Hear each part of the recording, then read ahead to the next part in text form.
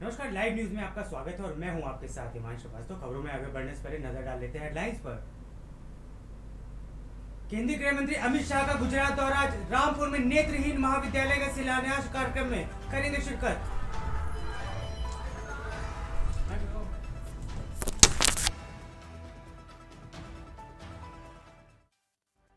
अब्दुल लतीफ लफ्ज।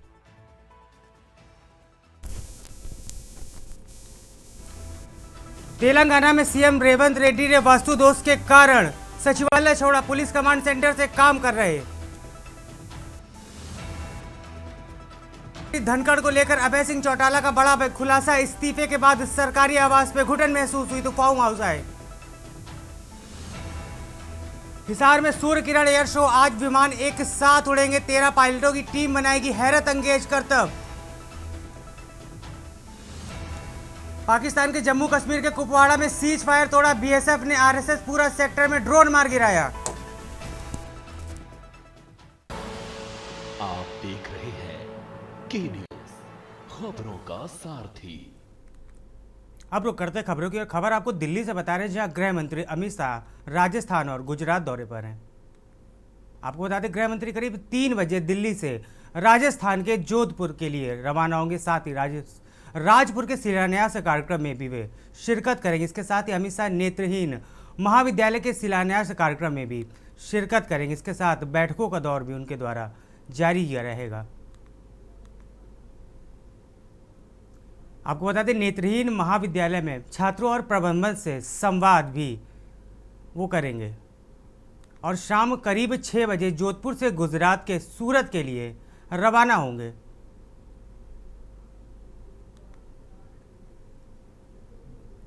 बरेली में भारतीय जनता पार्टी युवा मोर्चा ने नमो युवा रन मैराथन का आयोजन किया। इस कार्यक्रम में उत्तर प्रदेश सरकार के उप मुख्यमंत्री ब्रजेश पाठक मुख्य अतिथि के रूप में शिरकत की। उन्होंने हरी झंडी दिखाकर मैराथन को शुरू किया। उन्होंने बताया कि प्रधानमंत्री नरेंद्र मोदी के जन्मदिन पर महात्मा गांधी जी जयंती तक समय सेवा पखवाड़ा के रूप में मनाया जाएगा। उन्होंने जानकारी दी है कि आज देश भर में मैराथन दौड़ का आयोजन किया गया, जिसमें हजारों की संख्या में युवा भाग ले रहे हैं। ब्रजेश पाठक ने कहा है कि प्रधानमंत्री नरेंद्र मोदी ने युवाओं के लिए बहुत अच्छा काम किया, जिसके कारण युवाओं की भागीदारी लगातार बढ़ रही है। उन्होंने ये भी बताया कि सेवा पखवाड़े के तहत आम जनता की सेवा से जुड़े विभिन्न कार्य किए जा रहे हैं।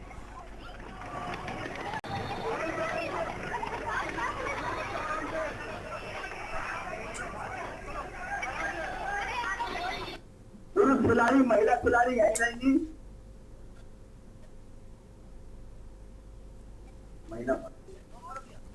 आज बरेली जनपद में नमो युवा रन नमो मैराथन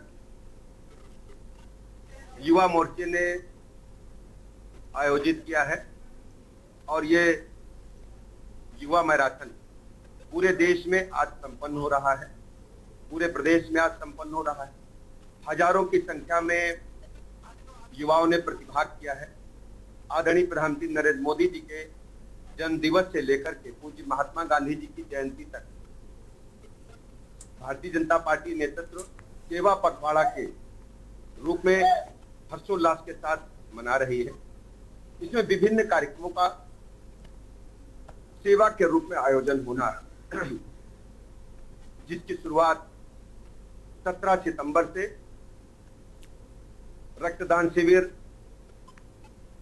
निःशुल्क स्वास्थ्य शिविर के माध्यम से स्वच्छता अभियान के साथ प्रारंभ हुई थी।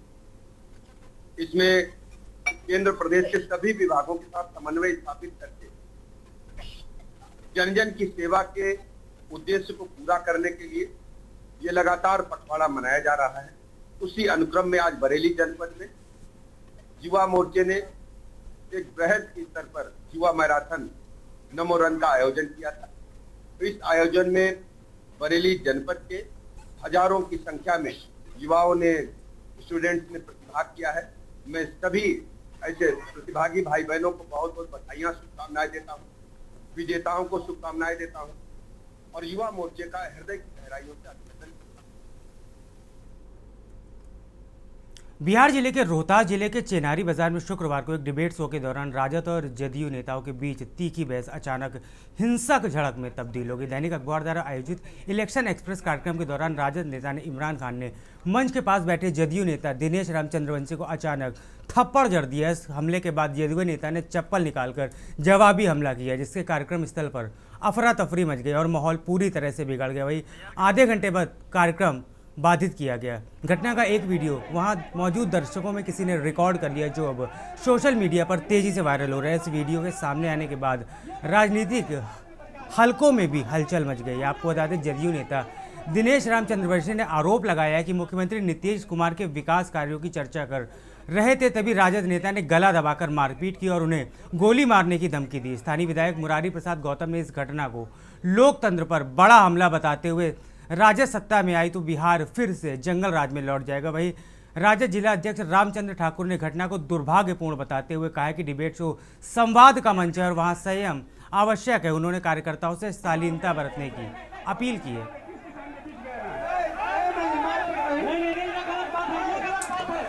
ये गलत बात है, ये गलत बात है। हमने आप लोगों से प्रखंड मालिक रहेला, प्रखंडों से आप लोग विचार ये लोग विधानसभा चले जाएंगे, प्रखंड के लोग वोट देंगे, ठीक ना। यहाँ भी राय लीजिए सबसे।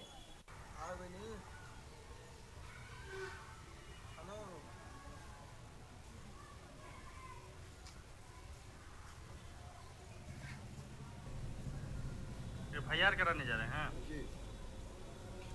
ये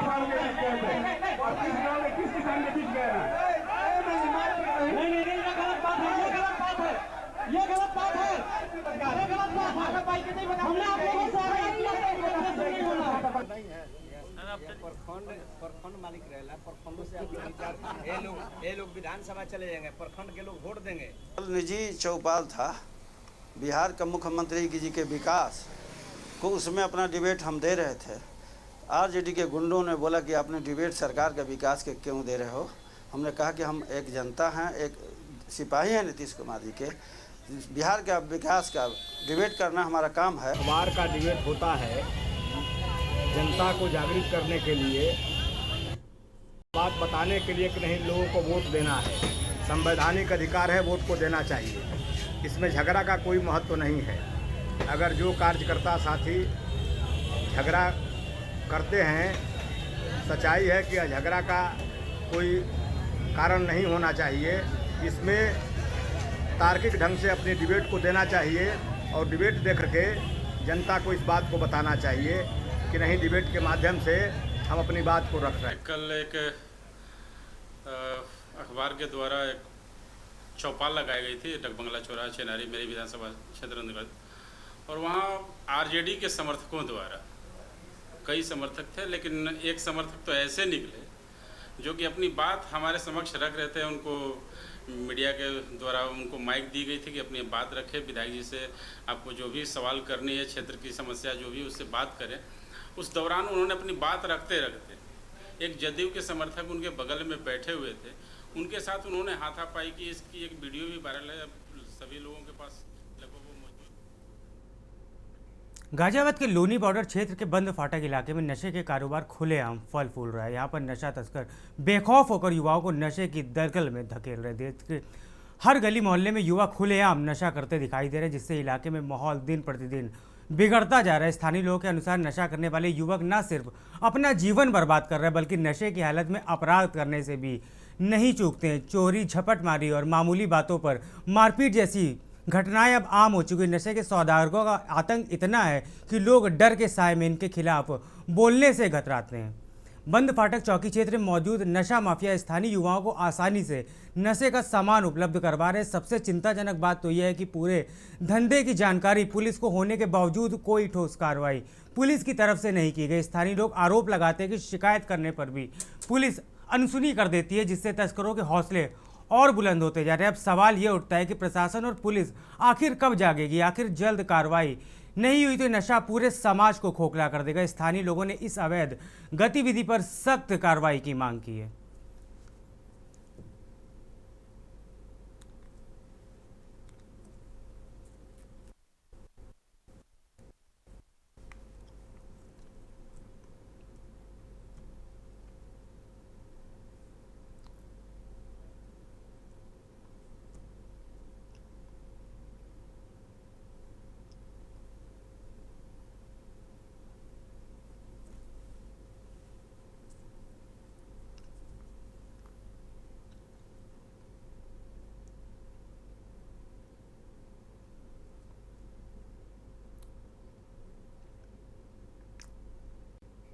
सोनभद्र के जुगैल थाना क्षेत्र में चौरा गांव में एक दिल दहला देने वाली घटना सामने आई, जहां मानवता को शर्मसार कर दिया। एक महिला पर आरोप है कि उसने अपने नवजात शिशु को जन्म के तुरंत बाद जिंदा ही मिट्टी में दफना कर दिया।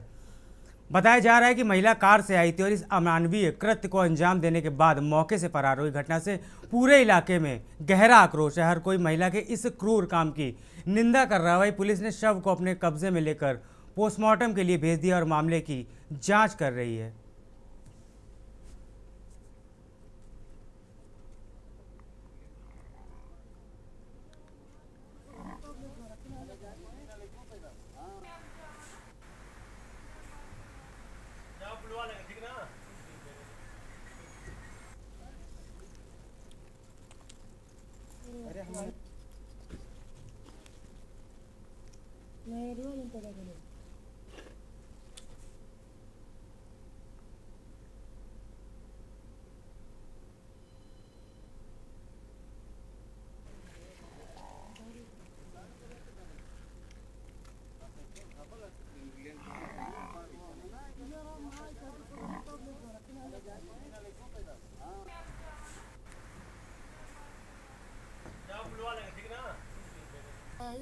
यहाँ खड़ा किए सब, वहाँ बहुत लोग थे, महिला पुरुष थे।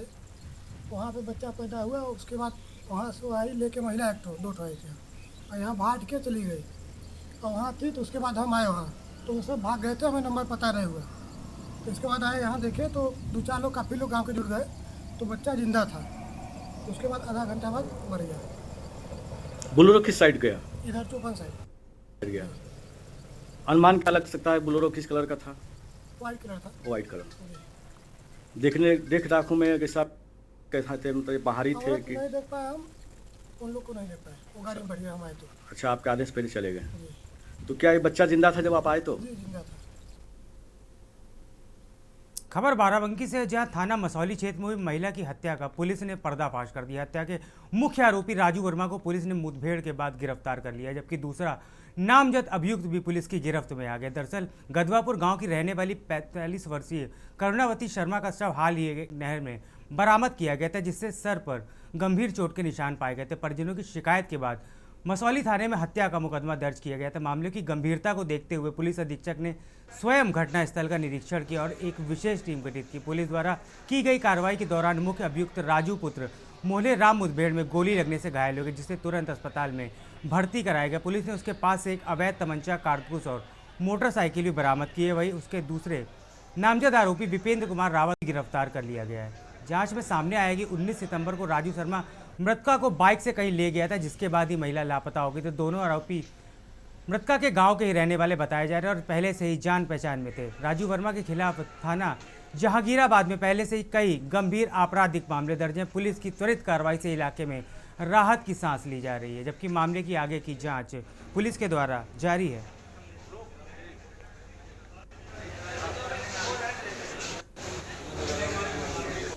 देखिए, आज थाना मसौली क्षेत्र लोकपुर नहर के पास एक मिली थी, जिसके परिजनों के द्वारा जो तहरीर दी गई उसकी स्वतंत्र धाराओं में थाना मसौली में FIR पंजीकृत की गई। इसमें अभियुक्तों को नामजद किया गया था। एक अभियुक्त विपेंद्र की गिरफ्तारी परिजनों के सहयोग से पुलिस के द्वारा की गई कर दी गई थी। दूसरा एक राजू अभियुक्त था, जो कि इसमें फरार चल रहा था, वांछित चल रहा था। उसके संबंध में आज सूचना प्राप्त हुई थी कि वो नहर पुलिया के पास मौजूद है। इस पर हमारी थाना मसौली की टीम वहाँ उसकी घेराबंदी उसकी की गई और गिरफ्तार करने का प्रयास किया गया। अभियुक्त के द्वारा बड़ा आक्रामक होकर के पुलिस टीम पे फायरिंग की गई। पुलिस के द्वारा आत्मरक्षार्थ जवाबी फायरिंग में नियंत्रित रूप से फायरिंग की गई, जिसमें अभियुक्त को भी चोटें आई हैं। उसके पैर में गोली लगी है, उसे तत्काल यहाँ जिला अस्पताल लाया गया है। इसमें घटना के संबंध में हमारी टीम लगातार इसमें जांच पड़ताल कर रही है। विवेचनात्मक कार्रवाई के क्रम में सभी लोगों से पूछताछ की जा रही है। मलयालम सिनेमा के सुपरस्टार मोहन यादव को भारतीय सिनेमा ने उनके अमूल्य योगदान के लिए दादा साहब फाल्के पुरस्कार से सम्मानित किया है। आपको बता दें, 4 दशक से भी ज़्यादा लंबे करियर में उन्होंने 400 से अधिक फिल्मों में अभिनय किया है। मोहनलाल न सिर्फ मलयालम बल्कि तमिल, तेलुगु और हिंदी फिल्मों में भी अपनी अदाकारी का जलवा बिखेर चुके। उन्हें 5 बार राष्ट्रीय फिल्म पुरस्कार और पद्म भूषण जैसे सम्मान भी मिल चुके हैं। सूचना एवं प्रसारण मंत्रालय ने शुक्रवार को घोषणा की है कि मलयालम सिनेमा के सुपरस्टार मोहनलाल को वर्ष 2023 के लिए प्रतिष्ठित दादा साहब फाल्के पुरस्कार से सम्मानित किया जाएगा। यह भारतीय सिनेमा का सबसे बड़ा सम्मान माना जाता है। मंत्रालय ने सोशल मीडिया प्लेटफॉर्म एक्स पर पोस्ट करते हुए लिखा, दादा साहब फाल्के पुरस्कार चयन समिति की सिफारिश पर भारत सरकार का यह घोषणा करते हुए प्रसन्नता महसूस हो रही है कि श्री मोहनलाल को वर्ष 2023 का दादा साहब फाल्के पुरस्कार प्रदान किया जाएगा।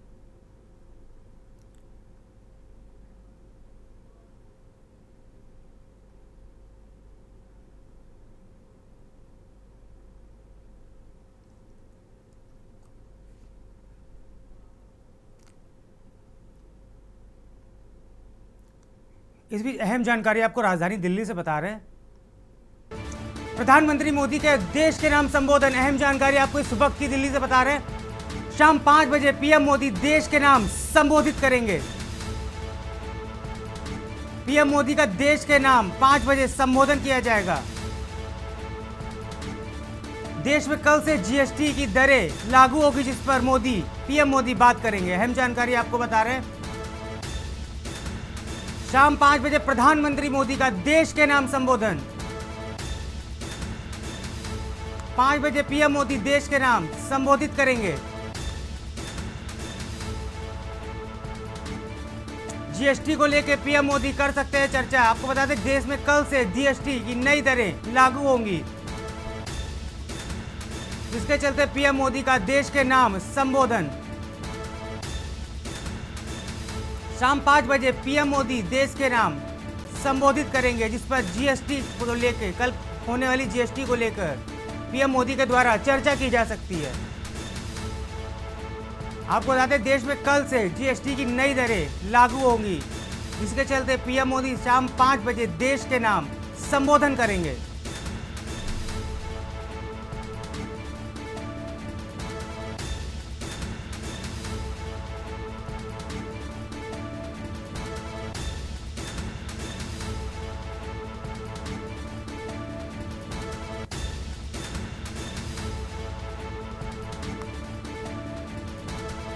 अहम जानकारी आपको दिल्ली से बता रहे हैं, जहां शाम 5 बजे पीएम मोदी देश के नाम संबोधन करेंगे।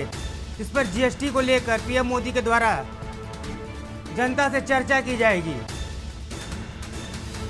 आपको बता दें, कल से जीएसटी की नई दरें लागू होने जा रही हैं, जिसके चलते पीएम मोदी 5 बजे देश के नाम संबोधन करेंगे।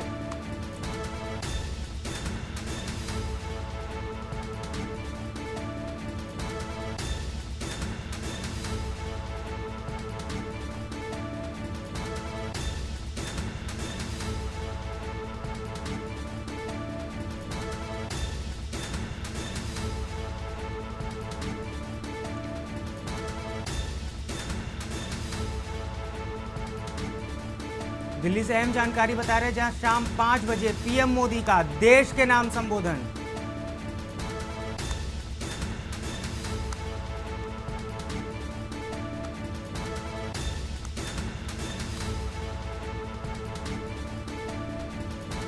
देश भर में कल से जीएसटी की नई दरें लागू होंगी, जिस पर पीएम मोदी देश को संबोधित करेंगे और उस पर चर्चा की जाएगी। शाम 5 बजे मोदी के द्वारा देश के नाम संबोधन।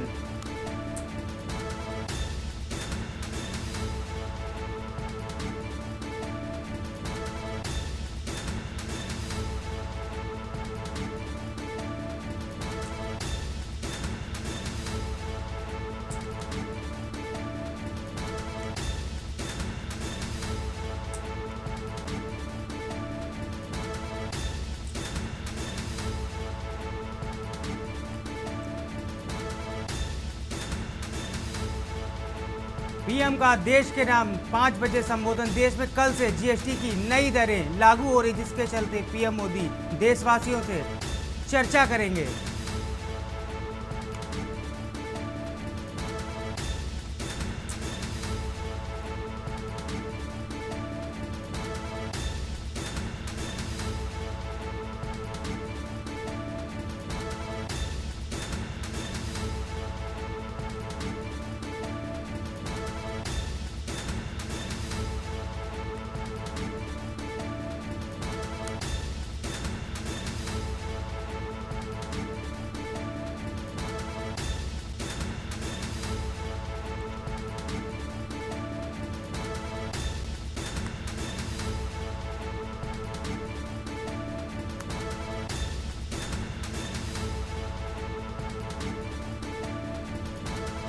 दिल्ली से अहम जानकारी बता रहे पीएम मोदी का देश के नाम संबोधन। शाम 5 बजे पीएम मोदी देश के नाम करेंगे संबोधित।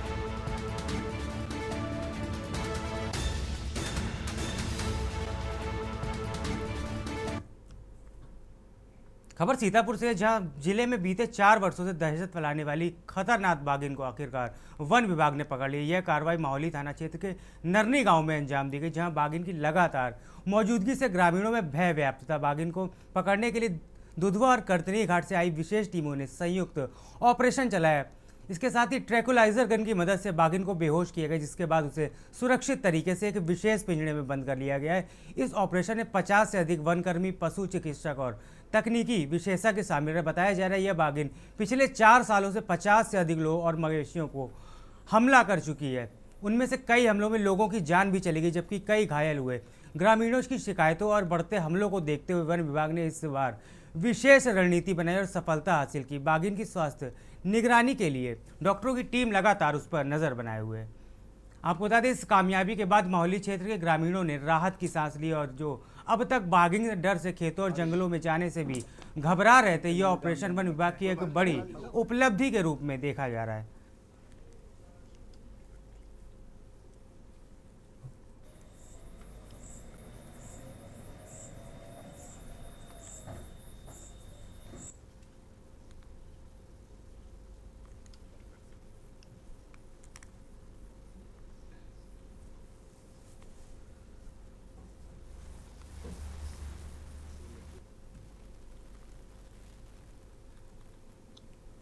आप ही के लोग कान बंद कर रखा है। कोई बात नहीं।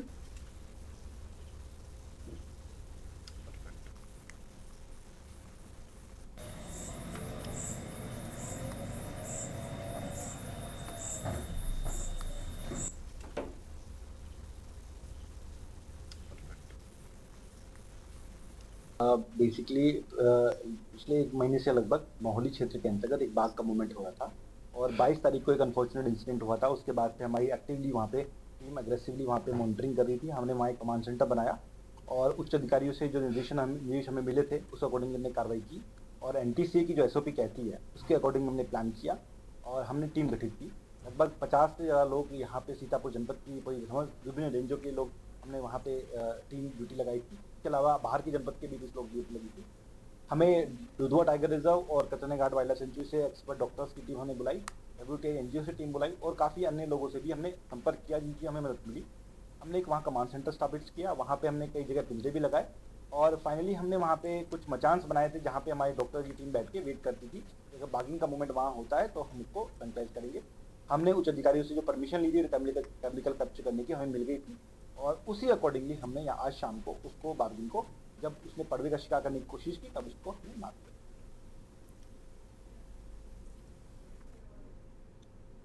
खबर आगरा से, जहां धीरेन्द्र शास्त्री के समर्थन में हिंदू संगठनों ने जोरदार प्रदर्शन किए। विरोध प्रदर्शन बरेली के मौलाना साहबुद्दीन द्वारा धीरेन्द्र शास्त्री के एक बयान पर तीखी प्रतिक्रिया देने के बाद किया गया। हिंदू संगठनों ने मौलाना के बयान को आपत्तिजनक बताते हुए सदर क्षेत्र के सेवला चौराहे पर सड़क पर उतरकर विरोध प्रदर्शन किया। आपको बता दें, प्रदर्शनकारियों ने मौलाना साहबुद्दीन के पोस्टर सड़क पर चिपकाए और उस पर गाय के गोबर और गौमूत्र डालकर शुद्धिकरण किया गया। उनका कहना था कि मौलाना की भाषा और सोच सनातन धर्म के खिलाफ है, जिसे बर्दाश्त नहीं किया जाएगा। विरोध यहीं नहीं रुका, पोस्टर को आग के हवाले कर मौलाना मुर्दाबाद और धीरेन्द्र शास्त्री जिंदाबाद जैसे नारे भी लगाए गए। प्रदर्शन के दौरान माहौल काफ़ी गर्म रहा, लेकिन पुलिस मौके पर मौजूद रही और स्थिति को नियंत्रण में रखा। हिंदूवादी नेताओं ने मीडिया से बातचीत में कहा कि धीरेन्द्र शास्त्री सनातन संस्कृति के रक्षक और उनके सम्मान में कोई समझौता नहीं किया जाएगा। प्रदर्शनकारियों ने चेतावनी दी है कि अगर भविष्य में इस तरह की बयानबाजी की गई तो उग्र आंदोलन होगा।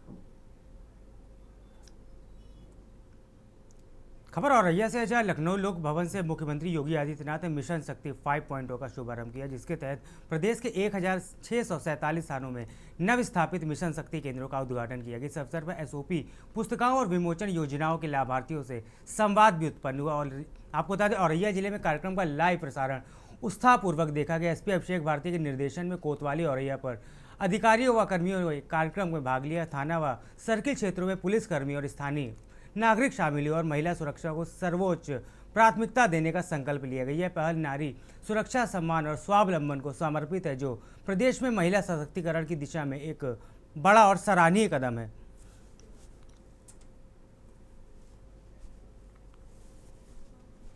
कल्याण और बाल विकास विभाग की मंत्री श्रीमती बेबी रानी मौर्य जी, सभी हमारे मंत्रीगण,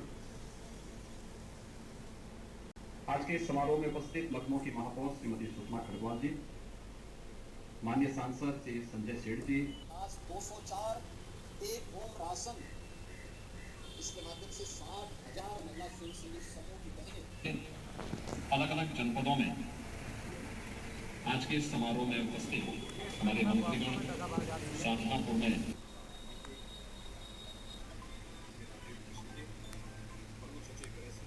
वरिष्ठ अधिकारीगण, कल्याण और बाल विकास विभाग की मंत्री श्रीमती बेबी रानी मौर्य जी, सभी हमारे मंत्रीगण,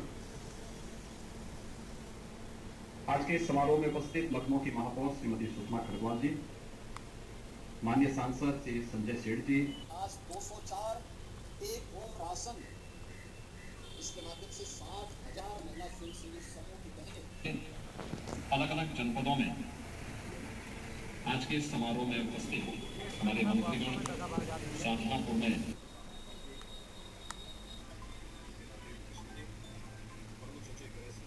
वरिष्ठ अधिकारीगण, कल्याण और बाल विकास विभाग की मंत्री श्रीमती बेबी रानी मौर्य जी, सभी हमारे मंत्रीगण, आज के इस समारोह में उपस्थित लखनऊ की महापौर श्रीमती सुषमा खरगवाल जी, माननीय सांसद श्री संजय सेठ जी, आज 204 टेक होम राशन, इसके माध्यम से 60,000 महिला स्वयंसेवी समूह की बहनें अलग अलग जनपदों में आज के इस समारोह में उपस्थित हमारे मंत्रीगण शाहजहांपुर में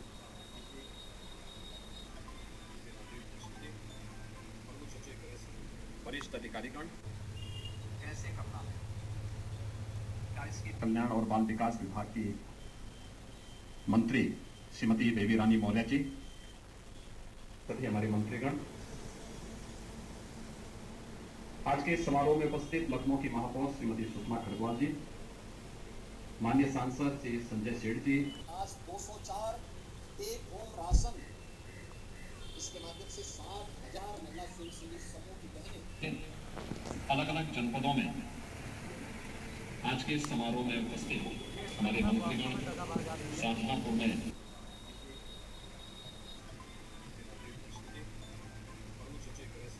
वरिष्ठ अधिकारीगण, कैसे करना है, क्या इसकी कल्याण और बाल विकास विभाग की मंत्री श्रीमती बेबी रानी मौर्य जी, सभी हमारे मंत्रीगण,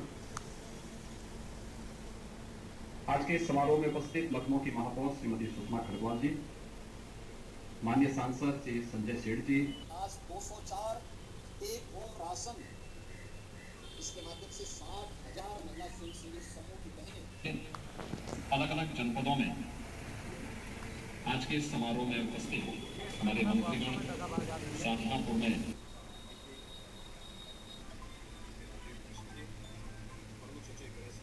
वरिष्ठ अधिकारीगण, कैसे करना है, क्या इसकी कल्याण और बाल विकास विभाग की मंत्री श्रीमती बेबी रानी मौर्य जी, सभी हमारे मंत्रीगण, आज के इस समारोह में उपस्थित लखनऊ की महापौर श्रीमती सुषमा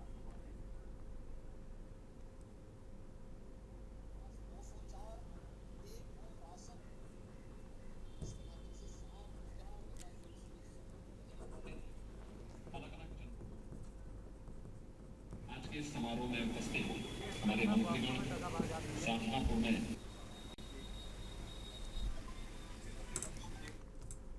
सीधे आपको गोरखपुर ले चलते हैं, जहां सीएम योगी विकसित भारत विकसित उत्तर प्रदेश कार्यक्रम में शामिल हुए हैं।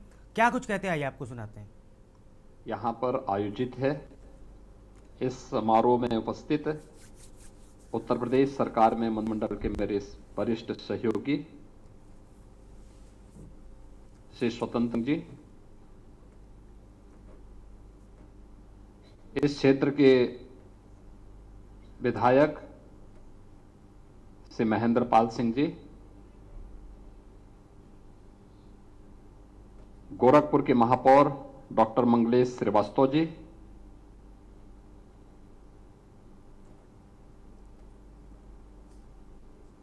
संगोष्ठी में उपस्थित मदन मोहन मालवीय प्रौद्योगिकी विश्वविद्यालय के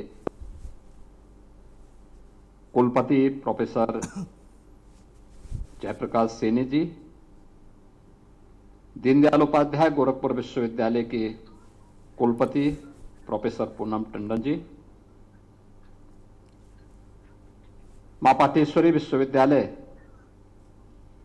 बलरामपुर तुलसीपुर प्रोफेसर रविशंकर जी,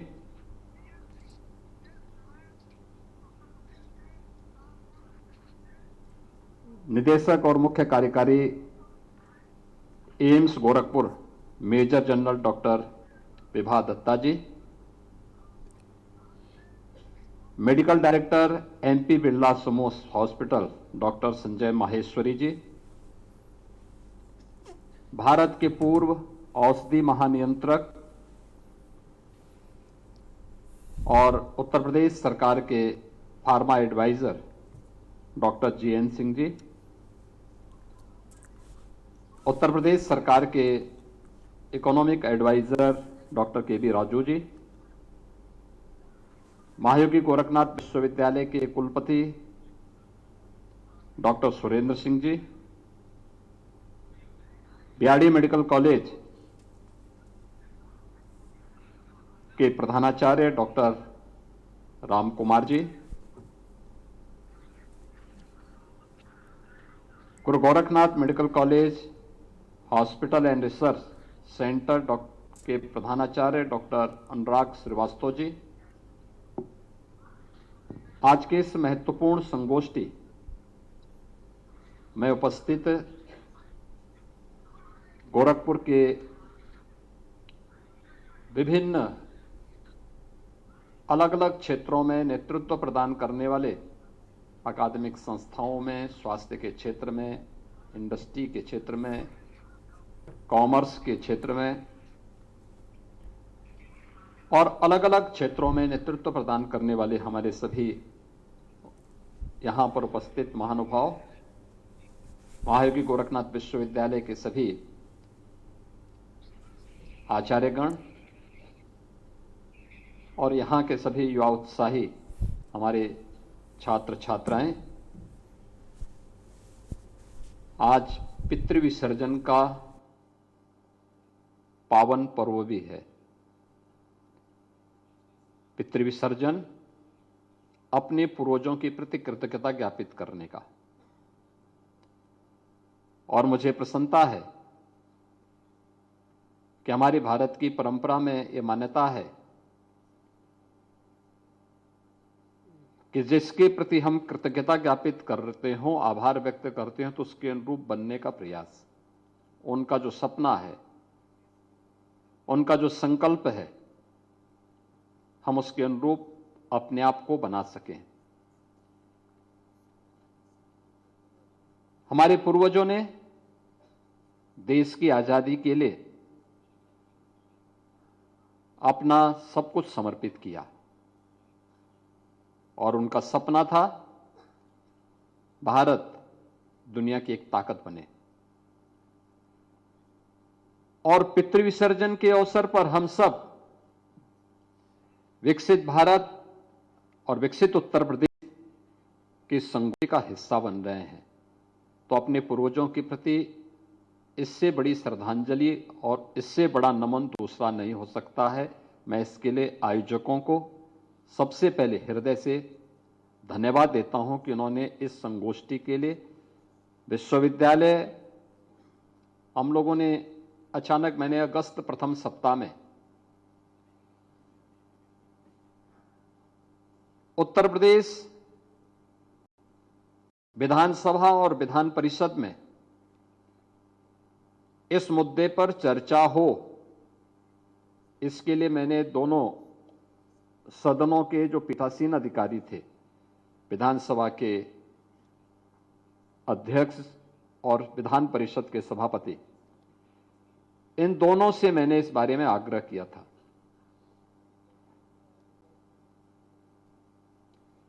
उन्होंने कहा कि अच्छा हो सकता है, तो अच्छा होगा अगर सदन में चर्चा हो। मेरे मन में एक बात थी कि प्रधानमंत्री जी ने 2022 में देशवासियों से कहा था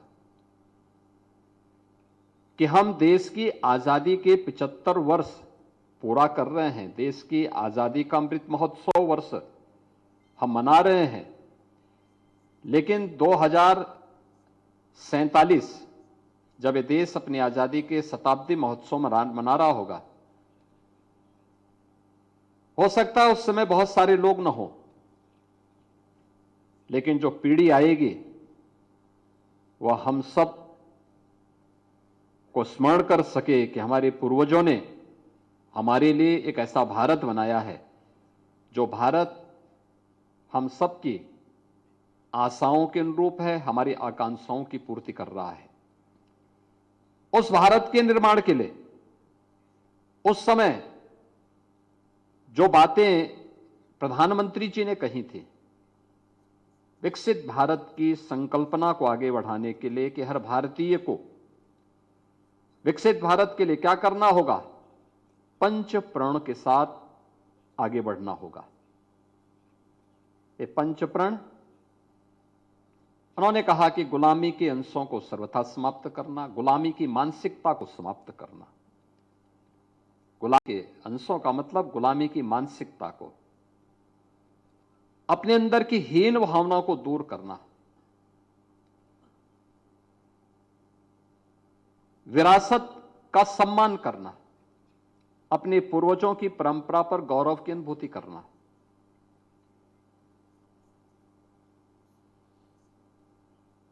अपनी सेना, अर्धसेना और यूनिफॉर्मधारी जवानों के कार्यों के प्रति कृतज्ञता ज्ञापित करने का भाव और सम्मान का भाव हमारे मन में हो। हम चैन की नींद इसलिए सोते हैं क्योंकि देश की सीमाओं की रक्षा करने के लिए हमारे देश के जवान सर्दी, गर्मी, बरसात की परवाह के बगैर सीमाओं की रक्षा करते हैं।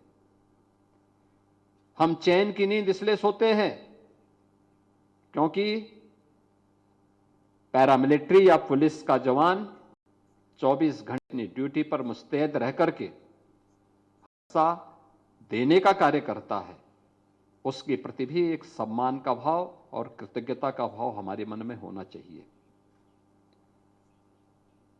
यह देश गुलाम क्यों हुआ? क्योंकि विभाजित था। हमें फिर से विभाजित नहीं होना है। ये जातिवादी मानसिकता, ये क्षेत्रीय विभाजन की मानसिकता, यह विभिन्न वादों में विभाजन की मानसिकता जो भारत की गुलामी का कारण बना था, उससे मुक्त होकर के हमें सामाजिक एकता के मार्ग को प्रशस्त करने की दिशा में आगे बढ़ना होगा। समता मूलक समाज की दिशा में आगे बढ़ना पड़ेगा, वही राष्ट्रीय एकता बनेगा। और पांचवा जो उन्होंने बताया था वह नागरिक कर्तव्य। नागरिक अधिकारों की चर्चा सब करते हैं, हम कर्तव्यों की चर्चा कब करें? और उन नागरिक कर्तव्यों से जोड़ने के लिए, इन पंच प्रणों के साथ जोड़ने के लिए प्रधानमंत्री जी ने हर देशवासी से आह्वान किया था। लेकिन यह बात 2022 में प्रधानमंत्री जी ने कही। एक वर्ष बीता, दूसरा वर्ष बीता, तीसरा वर्ष बीता, हम लोग मान करके चलते थे कि आवाज कहीं ना कहीं से तो आएगी, लेकिन अंत में यह हुआ कि नहीं, अन्य जगह से आवाज आई, कम से कम उत्तर प्रदेश से ही इस आवाज को आगे बढ़ाएं। और उत्तर प्रदेश से हम लोगों ने जब इस बात को कहा, आप आश्चर्य करेंगे, जब मैंने सदन में इस बात की चर्चा करने के लिए मैंने दलीय नेताओं की बैठक में कहा, तो बहुत सारे लोगों ने कहा कि ऐसा हो सकता है और सदन चलेगा तो हमको अपनी बातों को दूसरे तरीके से, हमने कहा भी जो भी आपको बोलना है, जो भी आप बोलना है सदन में बोलिए, सदन की कार्रवाई को चलने दीजिए। जनता के मन में जो एक धारणा बनती जा रही है कि विधायिका में काम नहीं होता, चर्चा स्वस्थ चर्चा आगे नहीं बढ़ती है, हमें धारणा को समाप्त करना होगा। सदन चर्चा का एक केंद्र बिंदु बनना चाहिए, इस पर हम आगे, इस पर ही हम चर्चा को आगे बढ़ाएं। तो पहले सहमति नहीं हो रही थी, मैंने कहा भी देखो, मैं चाहता हूं चर्चा केवल दिन में ही नहीं होनी है, एक बार जब चर्चा प्रारंभ हो तो लगातार चर्चा हो और प्रयास हो कि 24 घंटे तक सदन चले, रात्रि हो दिन हो। और मुझे आश्चर्य हुआ कि उस समय सबने फिर हामी भरी। मुझे इस बात का संकोच था कि अक्सर होता है कि सदन जब शुरू होता है भीड़ होती है, सभी सदस्य सदन में मौजूद होते हैं, लेकिन धीरे धीरे करके फिर सदन में संख्या कम होती जाती है और अंत तक देखते हैं कि बहुत कम संख्या में सदस्य बचे रह पाते हैं। लेकिन जब विकसित उत्तर प्रदेश के मुद्दे पर चर्चा प्रारंभ हुई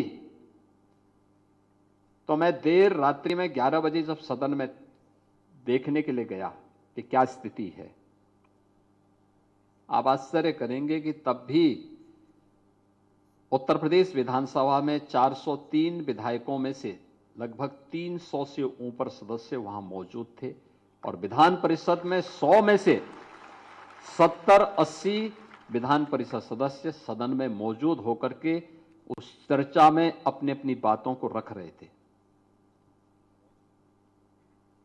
विधानसभा में 190 सदस्यों ने अपनी बात को रखा, विधान परिषद में भी लगभग 70 से ऊपर सदस्यों ने अपनी बात को रखा। और जिन लोगों को मौका नहीं मिल पाया वे लोग इस बात के लिए नाराज हो रहे थे कि साहब हमें अपनी बात को रखने का अवसर नहीं मिल पाया। यानी चर्चा आगे बढ़ सकती है, जहां हम मानते थे कि नहीं हो रहा है वहां भी चर्चा हो रही है।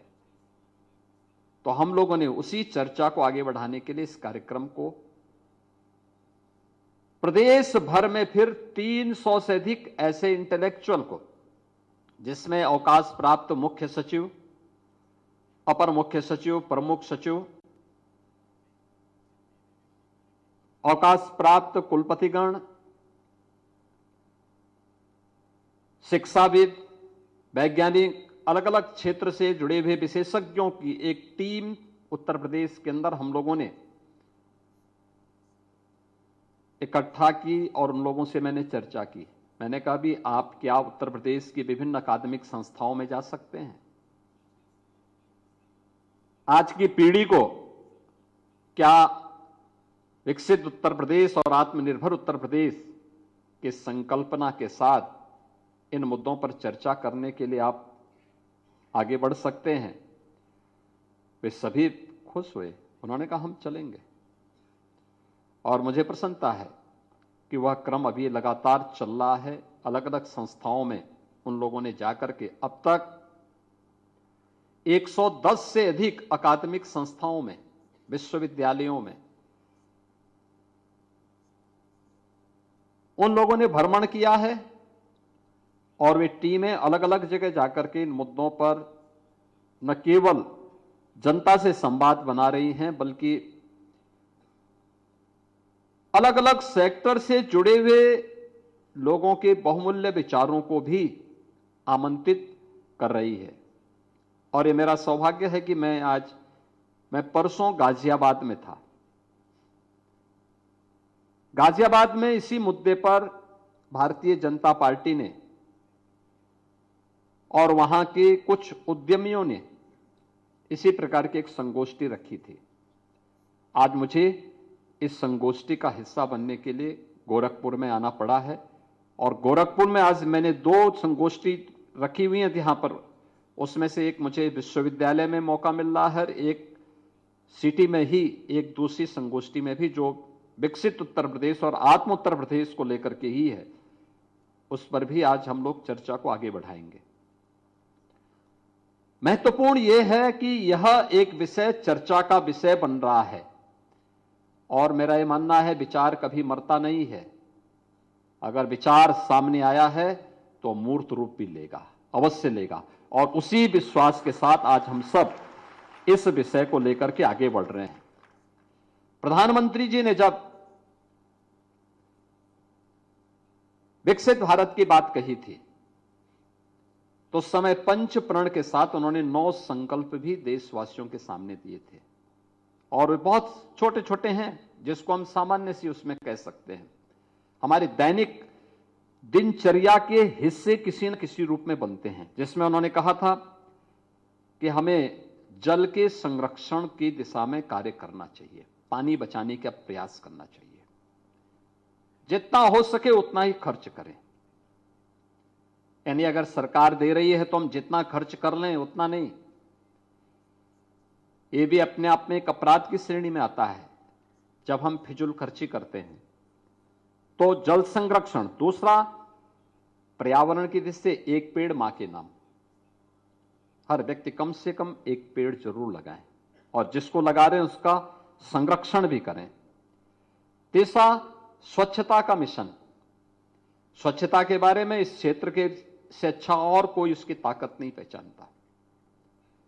इंसेफ्लाइटिस से जो मौतें होती थी उसका मुख्य कारण गंदगी था। आज गंदगी मुक्त हुआ, इंसेफ्लाइटिस समाप्त हो गया। हजारों मौतें होती थी इंसेफ्लाइटिस से। उत्तर प्रदेश में 1977 से 2017 तक 50,000 बच्चों की मौतें हुई हैं और 17 के बाद जब सरकार ने अपनी फोकस कार्रवाई को आगे बढ़ाया, परिणाम है इंसेफ्लाइटिस पूरी तरह समाप्त हो गया। आज इंसेफ्लाइटिस से कोई मौत नहीं होती है। यानी एक ऐसी बीमारी को नियंत्रित किया जा सकता है जो लोगों के लिए असाध्य थी, लेकिन वह नियंत्रित हो गई। स्वच्छता उसका एक महत्वपूर्ण कारक था। आत्मनिर्भरता की बात हम कर रहे हैं। आत्मनिर्भरता के लिए वोकल फॉर लोकल, यानी स्वदेशी मॉडल को हमें अपनाना पड़ेगा। हां, समय के अनुरूप उसकी डिजाइन में, उसकी टेक्नोलॉजी में परिवर्तन होगा। हम डिमांड के अनुसार उस प्रकार की डिजाइन दें और लोकल फॉर लोकल।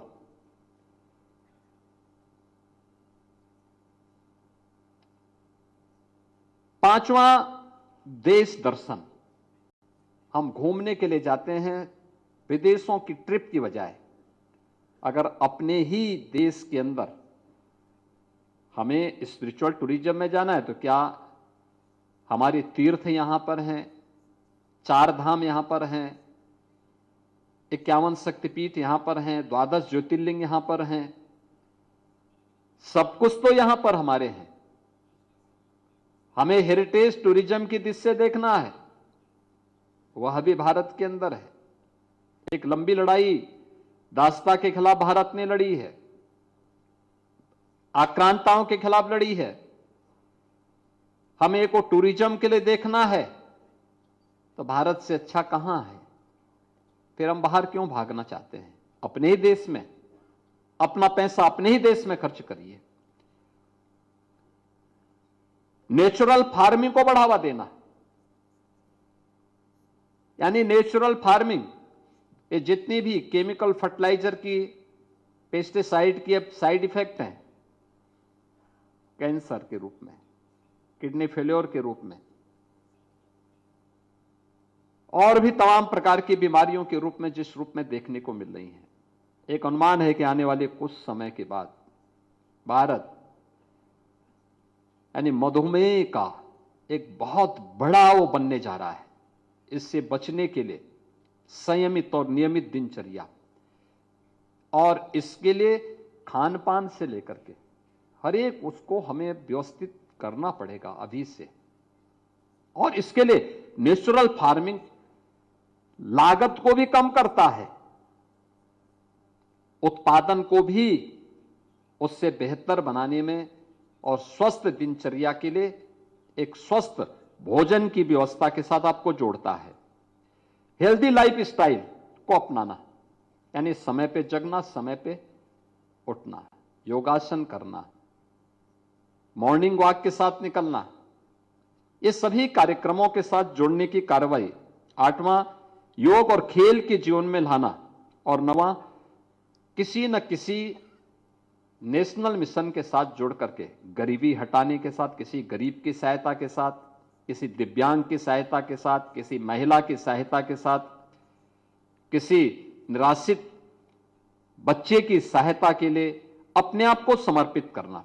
और इन सभी कार्यों के साथ अगर हम इन 9 संकल्पों को अपने जीवन का हिस्सा बनाते हैं तो आप देखेंगे हम आधारशिला तैयार कर रहे हैं विकसित भारत की।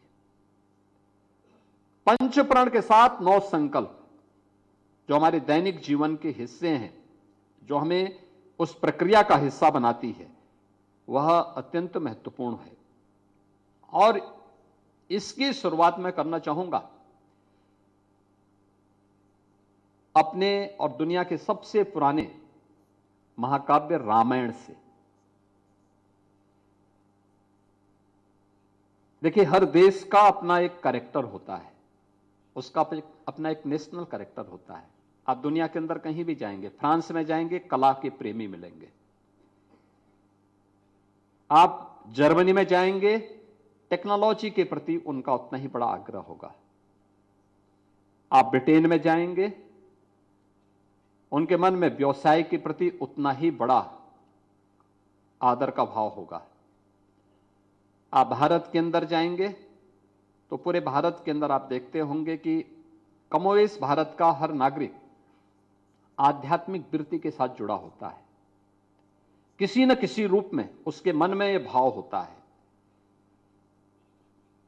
क्योंकि हर एक का अपना एक नेशनल कैरेक्टर है और यहीं से शुरू होता है। रामायण महाकाव्य को रचते समय महर्षि नारद से यही प्रश्न वाल्मीकि करते हैं। खबरों में फिलहाल इतना ही। अब बने रहिए के न्यूज इंडिया के साथ। नमस्कार। आप देख रहे हैं के न्यूज, खबरों का